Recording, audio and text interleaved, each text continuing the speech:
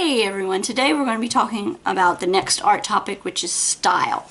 Now, every artist that you will see, myself included, will have their own unique style, somewhat of themselves that they put into their drawing that's different. But some people say they can be generally broken up into two different types of style: angular and rounded. Now, angular tends to be more sharp corners, sharp edges, where you can tell where the edges of the line art are, with figures, backgrounds, and all sorts of objects that are in the composition of an angular artist. And that's going to be as opposed to the rounded artist, which tends to be more, as the name implies, rounded and circular, soft. That soft sort of impression tends to lend the composition a more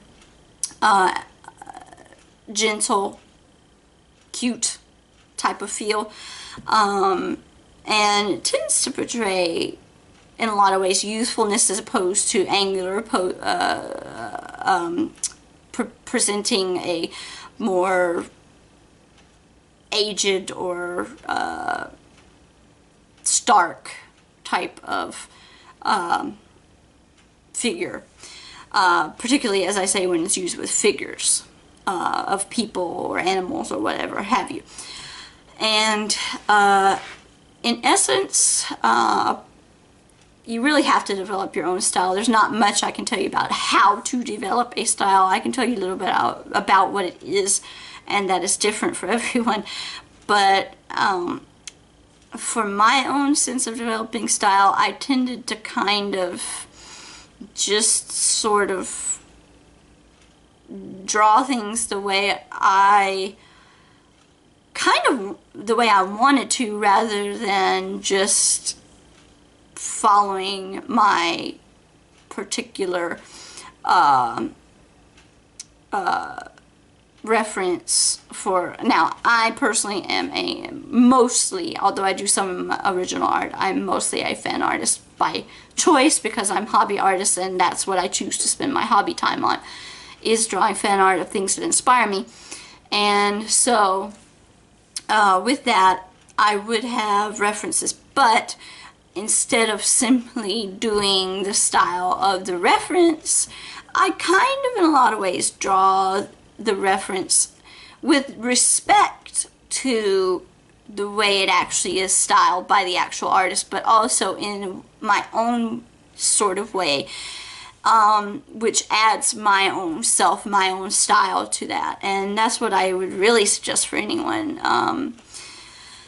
My original art, of course, tends to have far more, although I put a lot of my own style now, especially more than I used to. I've kind of, as I've grown as an artist, as I've grown in confidence, I put more of myself in my fan art too, rather than just worrying about trying to keep exactly to the artist's style who created the character. And in essence, it's kind of just something you have to come into as you go along.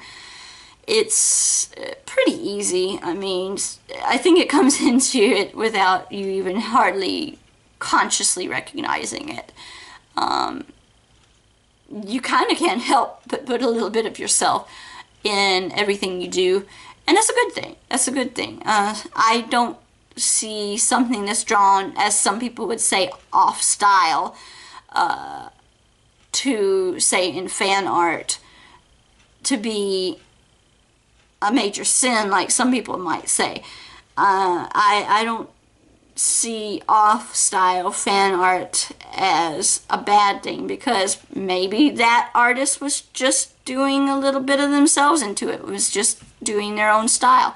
And I like to see interpretations of characters, at least me personally, I like to see interpretations of characters that are done in different artist style, and not just constantly the exact same style, copying from the artist who originated the character. Now, don't get me wrong, a lot of fictional characters have amazing styles from their original artists. Amazing, amazing, amazing. I'm not saying they're not. But when you're doing fan art, it's okay to put a little of yourself into the style, even of an established character. And I quite enjoy seeing that kind of thing. Anyway, as I say, I will see you next time, and I hope you enjoy.